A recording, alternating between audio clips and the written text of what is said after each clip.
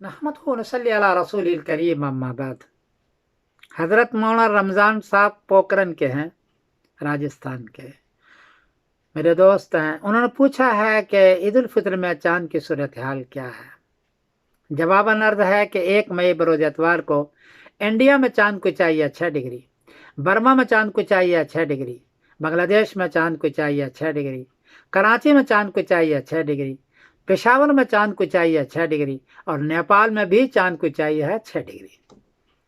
چاند 9 ڈگری میں مشکل سے نظر آتا ہے، 10 ڈگری ہو تو رؤیت عامہ ہوتی ہے، یہاں 6 ڈگری ہے، چاند نظر نہیں آئے گا، اس کا خیال رکھیں آپ۔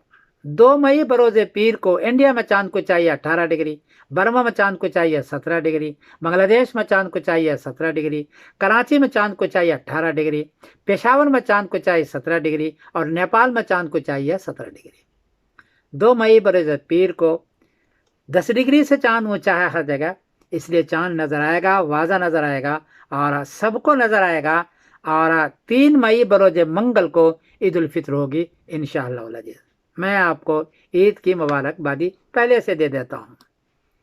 عید کا دن بہت اہم ہے، روزہ رکھا ہے، تراویح پڑھی ہے، صدقات اور زکوٰۃ دیے ہیں، تو اس دن کا نام ہے یوم الجائزہ آسمان میں۔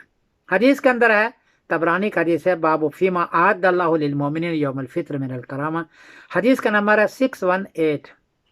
اس حدیث کے اندر ہے کہ جب عید کا دن ہوتا ہے تو فرشتے ہر راستے پر کھڑے ہو جاتے ہیں اور کہتے ہیں کہ تم نے یہ سب کام کیا ہے عید کا، اس لیے اللہ تبارک تعالیٰ کی جانب سے آتا ہے قد غفرت ذنوبکم کلھا، تمہارے سارے گناہوں کو ہم نے معاف کر دیا، سارے گناہوں کو۔ تو اگر کسی نے ابھی تک توبہ نہیں کیا ہے یا گناہ کر چکا ہے تو یہ دن کم سے کم آخری دن ہے عید کے دن، عید کی نماز سے پہلے یا عید کی نماز تک آپ اپنے گناہوں سے معافی کر لیں تو اللہ تعالیٰ فرماتے ہیں غفرت ذنوبکم کلھا، تمہارے سارے گناہ کو معاف کر دیتے ہیں، اور اس کا نام ہے یوم الجائزہ، بدلے کا دن۔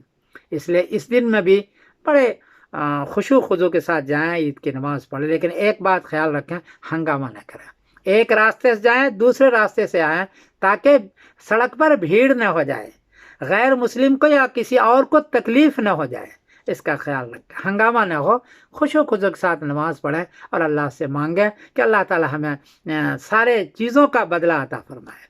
میں سمیر الدین قاسمی بول رہا ہوں مانچسٹر انگلینڈ سے۔ السلام علیکم ورحمۃ اللہ وبرکاتہ۔